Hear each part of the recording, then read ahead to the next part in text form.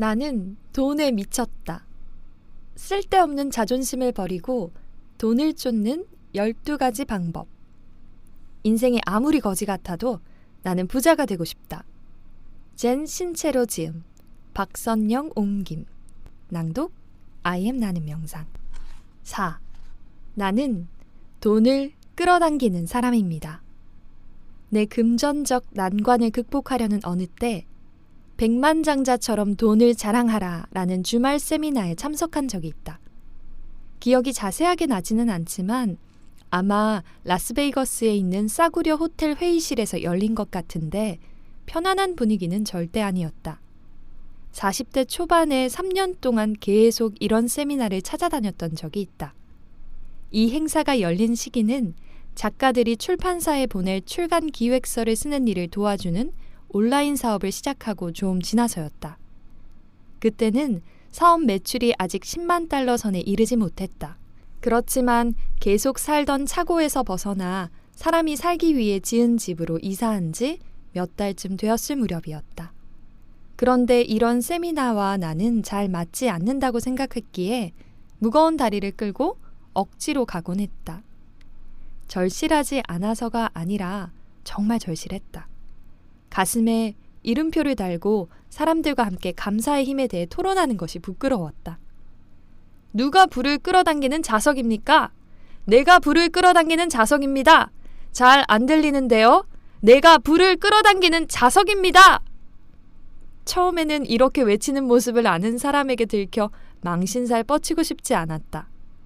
다시 말해, 나는 이런데 올 사람이 아니라고 믿었다. 나는 너무 잘났으니까. 이런 자리에 어울리는 사람이 아니니까. 자기도 관광객이면서 관광객이 이렇게 많지만 않다면 훨씬 더 좋은 장소일 것이라며 떠들어대는 사람인 셈이다. 기본적으로 나는 자기 변혁에 집착했다. 사고방식의 힘이라는 개념에 매료되었다. 그리고 남은 인생 동안 계속 북레이디로 살아가기보다는 저 무대 위에 있는 진행자 같은 인생 코치가 되고 싶다는 것을 깨달았다. 하지만 주변 사람이 나를 어떻게 생각할지 걱정스러워서 이런 속내를 인정하기가 난처했다. 당시만 해도 아직 인생 코치라고 하면 점쟁이나 탈모 치료제처럼 매우 의심스러운 눈초리를 받던 때이기 때문이었다. 인생 코치라는 게 대체 뭔데? 무슨 치료법 같은 거야? 팔 벌려 뛰기도 하고 그래? 어쨌든 그 행사는 내가 지도를 받은 적 없는 코치가 주최한 것이었다. 나는 그가 보내는 뉴스레터를 모두 읽었고 덕분에 훌륭하고 매력적인 강연자라는 것을 알게 되었다. 이유는 잘 모르겠지만 전에 이미 100만 번쯤 듣던 말이라도 그가 그 말을 하면 갑자기 머릿속에 불이 켜지면서 벌떡 일어나 새로운 깨달음에 흐느껴 울기라도 할 것 같은 기분이 들었다. 나는 빌어먹을 불을 끌어당기는 자석이다! 고훌쩍? 정말 그렇다! 내 인생과 사업을 완전히 변화시키고 계속해서 쉽고 행복하게 매출 수십만 달러를 확보하기 위해 노력하고 그 사이에 해변에서 과일 칵테일을 들고 즐기려면 그 사람에게 지도받아야 한다는 것을 알아차렸다. 세미나 마지막 날, 다들 자신이 지닌 무한한 잠재력을 완전히 깨달았다. 그때 코치가 자기와 함께 할 수 있는 2가지 기회를 알려주었다. 하나는 그룹 코칭 패키지로 코치와 직접 만나는 것은 1년에 2번 정도고 평소에는 전화와 이메일로 단체 응원을 해주는 과정이다. 비용은 15,000달러였다. 그리고 다른 하나는 코치와 1대1로 하는 효율적인 1년짜리 패키지였다. 이는 시간을 허비하지 않고 자신의 금전적 현실을 완전히 바꿔놓을 각오가 되어 있으며 코치가 자기를 이끌어줄 적합한 멘토라는 사실을 아는 사람을 위한 패키지였다. 그 사람이 바로 나였다. 바로 나에게 필요했다. 이 패키지의 가격은 85,000달러였다. 당시에 나는 코치를 받는데 이미 수천 달러를 투자한 상태였는데 나에게는 힘들고 겁나는 금전적 부담이었다. 하지만 괜찮은 코치에게 지도받을 때마다 좋은 성과를 거두곤 했다. 거기에는 이유가 2개 있었다. 하나는 내가 아주 훌륭한 학생이기 때문이다. 나는 새로운 것을 배우고 자신을 시험대에 올리는 것을 좋아하고 다른 사람의 영향을 쉽게 받으며 일단 시작하면 의욕이 넘친다. 그리고 내가 해야 할 일을 안 해서 문제가 생기는 것을 두려워한다.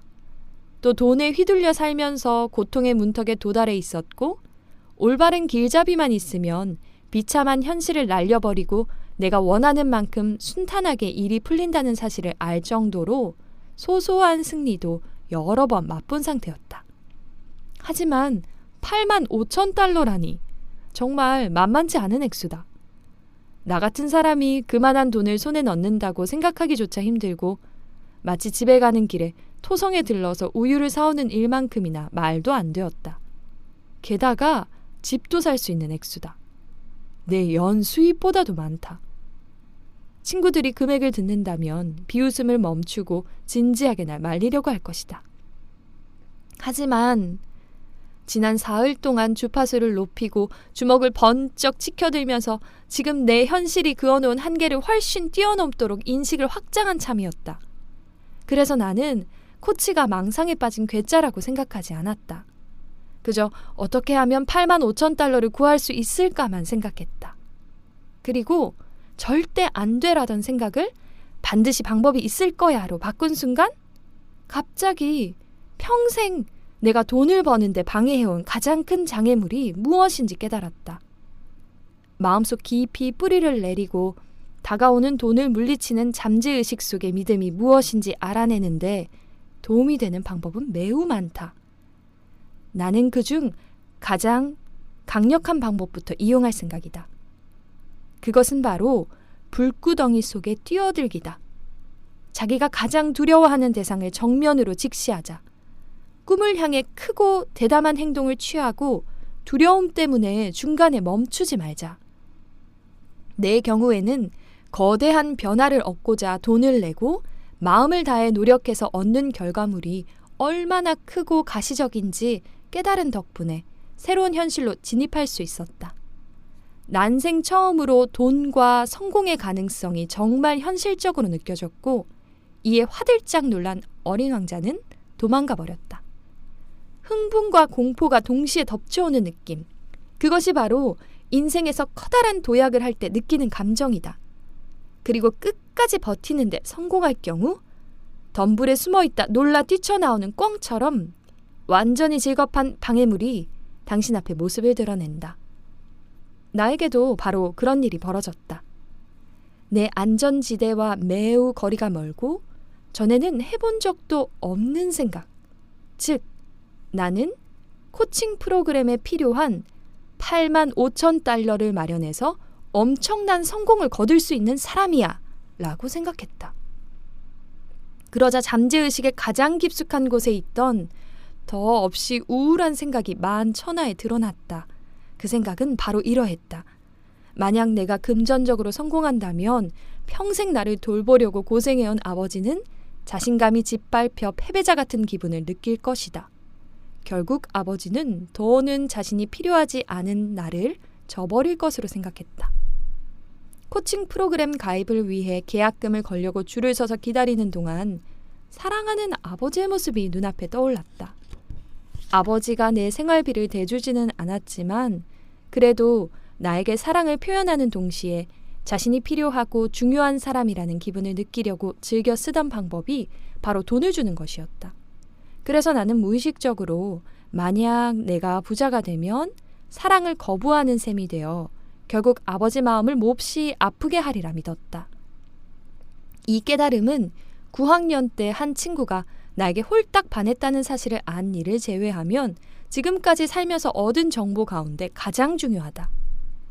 일단 사랑하는 아버지를 향한 애끓는 마음을 느끼고 나자 이런 제한적인 잠재의식의 믿음에 의문을 제기했다. 그리고 생각을 바꾸고 거기에서 벗어나면서 새롭고 원대한 방식으로 성장하게 되었다. 자신을 기다리는 방법 하나. 두려움을 몰아내자. 지금 당장 할 수 있으면서 동시에 부자가 되겠다는 목표에 한 걸음 크게 다가가게 해주는 일이 무엇인지 생각해보자. 무섭고 가급적 하고 싶지 않은 일, 정말 불편하고 토할 것 같은 기분이 드는 일이어야 한다. 새로운 핸드백 회사를 차리기 위해 엄청나게 큰 공간을 임대하거나 당신이 꼭 일하고 싶은 회사에 채용 권한을 가진 사람 앞에서 어떤 모습을 보여야 할지 고민하거나 잠재 고객 10명에게 사전 접촉 없이 무작정 전화를 거는 등의 일 말이다. 당신의 행동을 제한하던 잠재의식 속의 믿음이 소스라치게 놀라 튀어나오는 모습을 눈여겨보고 그 외에 떠오르는 것이 있으면 전부 적어두자. 아니면 격렬한 분노를 터뜨릴 수도 있다. 사람들이 보는 앞에서 내가 그랬던 것처럼. 나는 지금까지 내 발목을 잡던 생각의 정체를 알자마자 세미나 도중에 히스테리를 일으키면서 흐느껴 울어버렸다. 그래도 라스베이거스에서 내 인생의 마지막 날을 보내고 싶지는 않았기에 간신히 정신을 차릴 수 있었다. 그래도 한바탕 울고 나니 기분이 아주 좋아졌다. 내 몸에서 정말 떨쳐내야만 하는 무언가를 내던져버린 것 같았다. 기분이 훨씬 가볍고 마음이 편안했으며 마침내 어른으로 성장해도 된다는 허가증이라도 받은 듯했다. 지금까지 의식하지 못하던 무의미한 신념을 찾아내면 어떤 느낌이 드는지 시간을 두고 살펴보자. 잠시 하던 일을 멈추고 그것의 존재를 인정한 뒤 슬픔이나 좌절감이나 상실감이 당신의 몸에서 빠져나가게 하는 것이다. 빌어먹을 날 막아서는 잠재의식의 믿음. 나는 너 때문에 반세기 동안이나 멋진 레스토랑에서 스테이크를 먹는 대신 집에서 통조림이나 먹으며 지냈어. 당장은 가슴이 찢어질 듯 아파도 상관없지만 평생 그 상태로 머물러서는 안 된다. 한바탕 우라통을 터뜨리고서 이제 과거의 분노는 잊고 자기가 향하고자 하는 목적지에 집중해야 한다. 자기를 방해하는 것이 무엇인지 알고 거기에서 벗어나기 시작할 기회가 생기면 당신이 알게 된 그것을 이용해서 새로운 이야기로 접어들 수 있다.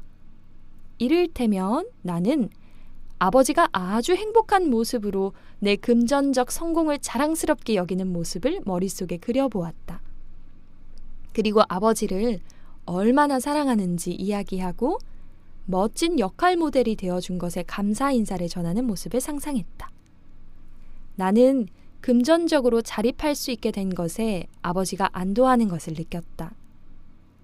그때나 지금이나 계속하는 일이 또 하나 있는데 바로 아버지가 주는 돈을 거절하지 않고 계속 받는 것이다.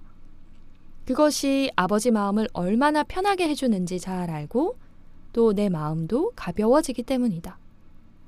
그리고 이런 교환 과정에서 생기는 에너지에 대해 알게 되면서부터 내가 실제로 그 돈이 필요했을 때보다 더 큰 감사와 사랑의 마음으로 돈을 받았다. 아버지는 이런 일을 전혀 모르지만 여기서 요점은 그것이 아니다. 이것은 전부 당신과 관련된 일이고 당신이 직접 만들어내는 믿음이며 당신의 심리치료 과정에 다른 이들을 개입시키는 것이 아니라 내면의 에너지를 해방하는 일이다. 자신을 길들이는 방법 2. 말을 조심하자. 내가 당신에게 당신은 멍청해서 돈을 벌 수 없다라고 말했을 때 당신 내면에 어떤 생각과 감정이 생기는 것처럼 당신은 최고이고 강하며 나는 당신을 사랑한다라고 말했을 때도 그에 따른 생각과 감정이 일어난다. 말과 생각은 진짜 절친한 친구 사이다. 그렇기에 모든 것을 공유하면서 서로에게 계속 도움을 주며 고등학생들이 비밀 쪽지를 주고받듯이 정보와 감정을 교환한다. 파산했거나 금전적인 상황이 만족스럽지 않다면 언어를 업그레이드할 필요가 있다. 생각지도 못한 행동이 깊숙이 있던 생각을 튀어나오게 하는 것처럼 자기 입에서 나오는 말에 주목할 경우에도 비슷한 결과를 얻을 수 있다. 커다란 돼지가 땅속에 묻힌 송로버섯을 캐는 것처럼 말은 꼭꼭 숨은 돈에 대한 생각과 믿음을 캐내는 역할을 한다.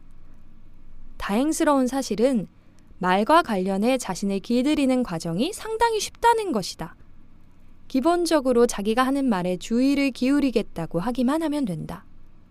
이 책을 읽고 돈 문제를 생각해 보겠다고 다짐한 것처럼 자기가 하는 말을 의식하겠다고 다짐하면 된다. 말하는 속도를 늦추고 입을 다물자를 자신의 신조로 삼아야 한다. 말을 시작하기 전에 반드시 심호흡하도록 연습해둔다. 그러면 잠시 멈추어서 자기 입에서 어떤 말이 나올지 미리 알아차리고 필요하다면 말의 방향을 수정할 수 있다. 다른 사람이 하는 말에 주의를 기울이는 것도 또 하나의 뛰어난 묘책이다. 상대방의 말에 귀를 기울이는 동안 생각할 시간이 생기기 때문이다. 우리가 어울리는 사람은 대부분 현실에 대한 인식이 우리와 비슷하다. 따라서 돈과 관련해서도 우리와 똑같은 생각을 말로 표현하는 경향이 있기 때문에 큰 깨달음을 얻을 수 있다. 다음은 말할 때 신경 써야 하는 표현들이다. 나는 무엇을 할 힘이 없다. 나는 어떤 것이 부족하다. 나는 무엇을 하지 못한다. 나는 어떤 것에 전념하지 않는다. 나는 무엇을 믿지 않는다. 나는 어떤 것을 하고 싶지 않다. 나는 어떤 것을 알고 싶지 않다. 이를 대체할 아주 좋은 표현들이 있다. 나는 무엇을 가지고 있다. 나는 어떤 것을 만든다. 나는 무엇을 할 수 있다. 나는 어떤 것에 감사한다. 나는 무엇을 즐긴다. 나는 무엇을 선택한다. 나는 무엇을 사랑한다. 또 우리가 특히 유의해야 하는 말이 바로 알고 있어다. 그래, 나도 내 생각을 의식하는 게 중요하다는 건 잘 알아. 설명할 필요도 없는 일이지. 자, 다음 주제로 넘어가자. 만큼이나 신속하게 심층적인 조사와 근본적인 조치를 막아버리는 말도 없다. 이것은 매우 교활한 말이다. 왜냐하면 자기가 무언가를 알 경우 그것만으로도 꽤 인상적이라고 생각하는 경향이 있기 때문이다. 하지만 현실 세계에는 우리가 무엇을 얼마나 알든 상관없이 항상 이야기에는 다양한 측면이 존재하고 놀라운 일이 많이 생긴다. 또한 우리의 인식을 대폭 확장할 수 있는 무한한 의문이 존재한다. 특히 무언가를 결심하고 실행에 옮기기까지 똑같은 말을 몇 번이고 되풀이해서 들어야 하는 경우가 많은 자조 분야에서는 항상 눈을 크게 뜨고 세상에 호기심을 가지는 것이 중요하다. 알고 있어가 하는 또 다른 일은 우리 뇌가 하는 말을 확신하고 거기에 애착을 느낄 때 훨씬 더 깊이 있는 지식을 받아들이지 못하게 한다. 이는 쓰레기 버리는 날이 무슨 요일인지도 제대로 기억 못하는 주제에 마치 세상에서 제일 똑똑한 사람인 양 행동하는 것이다. 다음과 같이 중요한 참고사항이 있다. 아주 대단한 것을 인정할 때는 알고 있어라는 말을 사용해도 괜찮다. 내가 엄청나게 많은 돈을 벌 수 있다는 걸 알아. 내가 아주 대단한 놈이란 걸 잘 알고 있지. 같은 말처럼 말이다. 이제 다음으로 넘어가 보자. 자신을 길들이는 방법 3. 입을 다물자. 내가 좋아하는 속담 중에 지혜로운 사람은 말이 없다라는 말이 있다. 나는 이 속담을 정말 다양한 의미에서 좋아한다. 조용히 침묵을 지키면서 자신의 직감에 귀를 기울이면 참된 지혜를 얻을 수 있기 때문이다. 그리고 그 지혜가 다시 우리에게서 흘러나간다. 우리 입에서 나오는 말은 대부분 이렇다. 나를 좀 봐. 네가 나를 좋아할 수 있도록 나에 관한 멋진 일을 500만 가지 정도 말할 거야. 그리고 다른 사람들이 하기 전에 먼저 나를 웃음거리로 만들어야지. 그래야 바보 같은 기분이 들지 않을 테니까. 말은 다른 사람과 관계를 맺고 정보와 사랑, 우스운 이야기, 아이디어, 요리법 등을 공유할 수 있는 강력한 도구다. 입을 천천히 열거나 아예 다물수록 확실하게 선택할 수 있는 좋은 기회와 대체 왜 이런 말을 하려는 거지 싶은 의문이 드는 순간 자중할 수 있는 여지가 늘어난다. 뇌에서 떠드는 소음을 극복하고 그 아래에서 무슨 일이 일어나는지 알아내는 가장 좋은 방법은 명상이다. 목적이 있는 침묵 속에 가만히 앉아 명상해보자. 하루에 단 5분씩이라도 날마다 명상한다면 놀라운 변화가 생긴다. 아마 왜 좀 더 일찍 조용히 앉아 입을 다물지 않았을까 후회할 것이다. 타이머를 맞추고 편안한 자세로 앉아서 호흡에 집중한다. 어떤 생각이 머릿속에 밀려 들어오면 거기에 주목했다가 다시 호흡에 집중하면서 그 생각을 부드럽게 밀어낸다. 가까이에 공책을 놔두고 혹시 나중에 자세히 곱씹어 보고 싶은 생각이 떠오르면 공책에 적어두는 방법을 적극적으로 추천한다. 돈에 관한 어떤 생각이 내 흐름을 방해하는가처럼 자리에 앉기 전에 고민하던 문제에 자문해 보는 것도 좋다. 흥미로운 사실을 밝혀내는 또 다른 수련 방법은 상상이다. 5에서 10분 정도 시간을 내서 자기가 부를 욕망하는 구체적인 이유가 실현되었다고 상상해 보는 것이다. 일례로 당신이 부자가 되고 싶은 이유가 가족을 데리고 스페인 마드리드로 여행을 가고 싶기 때문이라고 가정해보자. 그곳에 가 있는 모습, 어떤 기분이 들고 어떤 냄새가 풍길지, 어떤 숙소에 묵고 무엇을 보고 먹을지 등을 머릿속에 그려보자. 또 여행에 데려간 가족이 당신을 어떻게 생각할지도 상상해보자. 그 감정을 계속 느끼면서 혹시 어떤 불쾌한 생각들, 난 여행을 갈 자격이 없다거나 세상에는 밥도 못 먹는 사람 천진데 박물관에 가서 그렇게 돈을 막 쓰면 어떡하나 같은 생각이 떠오르지는 않는지 살펴보자. 그리고 떠오르는 생각을 모두 공책에 적은 뒤 거기에 의문을 제기하는 것이다. 자신을 길들이는 방법 4. 돈을 상대로 대화를 나누자. 당신이 알든 모르든 간에 당신은 돈과 모종의 관계를 맺고 있다. 돈을 어떻게 느끼는지 알아내는 가장 좋은 방법은 돈을 사람처럼 대하면서 편지를 쓰는 것이다. 개인적으로도 이 방법이 정말 굉장한 효과를 발휘한다고 느낀다. 그리고 많은 고객과 독자에게서 이 방법으로 자기가 돈 문제에 바보처럼 대처했다는 것을 깨달았다는 이야기를 종종 듣는다. 예전에 내가 돈에게 쓴 편지는 대충 이런 내용이었다. 친애하는 돈에게, 난 너를 사랑하고 네가 더 많았으면 좋겠어. 하지만 너를 원한다는 사실에 정말 화가 나. 너는 한 번도 날 위해 있어준 적이 없잖아. 나는 널 절대 신뢰하지 않고 널 원한다고 인정하는 게 기분 나빠. 하지만 네가 보일 때마다 좋아서 어쩔 줄 모르는 것도 사실이지. 난 항상 너를 걱정해. 나는 네가 필요하지 않았으면 좋겠어. 넌 정말 짜증나는 존재거든. 제발 이른 시일 안에 많이 나타나 주렴. 나는 사람 대부분이 그렇듯이 이렇게 돈과 밀고 당기는 관계였기에 적게나마 돈을 벌었다는 것이 신기할 정도였다. 내 에너지는 돈을 반갑게 맞으려고 애쓰는 동시에 그 흐름을 차단하느라 다 소모되었다. 돈 때문에 쩔쩔 매는 것이 당신뿐만이 아니라는 사실을 보여주기 위해 독자가 보낸 편지 내용의 일부를 소개하겠다. 친애하는 돈에게, 네가 옆에 있을 때는 자신감과 안도감을 느껴. 또 네가 주변에 있으면 쓰고 싶어져. 덕분에 다른 사람한테도 너그럽게 대하고 말이야. 하지만 때때로 너는 작별 인사도 없이 떠나곤 하지. 너는 마치 충동적으로 왔다가 사라지는 연인 같아. 그래서 화도 나고 좌절감도 들어. 네가 가버리면 정말 겁이 나. 다시는 돌아오지 않을까 봐 두렵거든. 그러면 기분이 정말 안 좋아져. 왜 나와 같이 있는 시간을 즐기지 않는 거니? 친애하는 돈에게. 나는 널 사랑하고 존중한단다.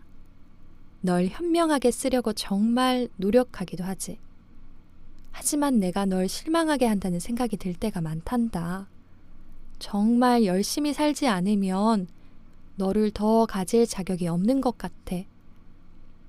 우리가 함께 할 수 있는 멋진 일을 많이 아는데, 멋진 휴가를 즐기고 가족을 돌보고 신뢰하는 자선단체에 기부도 하고 말이야.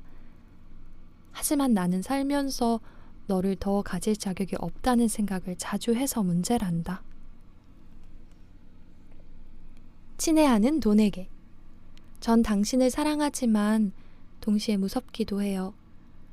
당신을 더 많이 가진다면 정말 좋겠지만 그 사실을 인정하는 게 어색해요.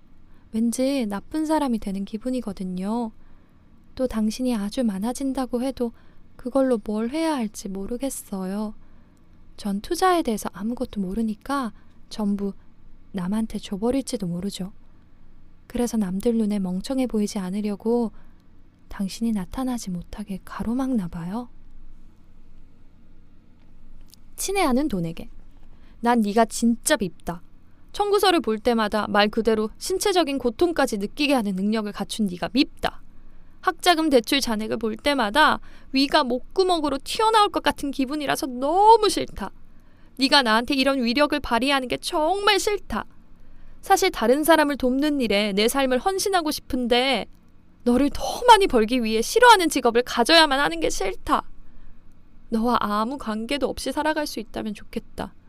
두려움과 분노와 후회가 가득한 곳이 아니라 풍요로운 곳에서 살고 싶다. 아프리카와 인도의 특정 지역에서 사용하는 원숭이 함정에 관한 이야기를 들은 적이 있다. 이 이야기는 돈에 관한 제한적인 생각을 고수하는 모습을 빗댄 훌륭한 은유다. 사람들은 상자에 구멍을 뚫고 바나나를 넣어둔 다음 원숭이들이 돌아다니는 곳에 상자를 두고 기다린다. 상자를 본 원숭이는 그 안에 손을 넣어 바나나를 집는다. 하지만 바나나는 상자에 뚫린 구멍에서 꺼내기에는 너무 크기 때문에 상자에 손이 걸리고 만다. 원숭이가 손을 빼려면 바나나를 놓기만 하면 되지만 계속 쥐겠다고 고집을 부리면 그대로 덫에 걸리고 만다. 어디서 처음 들었는지는 기억이 안 나지만 오래전부터 자기계발 분야에서 자주 하던 이야기다. 난 정말 말도 안 되는 소리라고 생각한다. 우선 원숭이가 상자 안에 바나나가 있다는 것을 어떻게 알 수 있겠는가? 그리고 원숭이가 거기서 바나나를 움켜쥔 채 오도 가도 못한다 한들 어떻게 그 원숭이를 잡을 수 있단 말인가? 종일 정글에 죽치고 앉아 담배 피우며 카드놀이 하면서 원숭이가 자기들이 쳐놓은 그물에 걸려들 때까지 기다린다고? 어떤 웹사이트에 가니까 원숭이를 발견하자마자 재빨리 항아리에 집어넣으라는 내용이 있었다. 항아리라니 말도 안 되는 소리. 그래도 어쨌든 이 이야기를 활용해 보기로 했는데 그 이유는 내 생각이 틀릴 수도 있고 맞을 수도 있기 때문이다. 그리고 내가 정말 잘 설명하고자 하는 요점을 알려준다. 요점은 우리는 이런 헛소리를 만들어내서 믿는데 본인의 삶을 변화해 자유로워지고 싶다면 그런 이야기들은 다 잊어야 한다는 것이다. 그러니 이와 연관해 설명하려면 이보다 더 나은 이야기가 어디 있겠는가? 우리가 스스로 만들어낸 이야기 안에 머무르려는 이유는 거기에서 거짓 이익을 얻기 때문이다. 빈털터리라는 자신의 정체성을 유지하고 무일푼 상태가 된 원인을 본인이 아닌 외부에서 찾고 안전을 추구하며 실패해서 바보처럼 보이거나 가족과 친구에게 기존과 다른 모습을 보이는 위험을 무릅쓰지 않아도 되는 등등등 결국에는 한 가지 결론으로 귀착한다. 극적인 상황보다는 자신의 꿈을 더 간절하게 바라야 한다. 자신을 통제하는 잘못된 믿음을 깨부수는 일을 시작할 때 먼저 경고하고 싶은 말이 있다.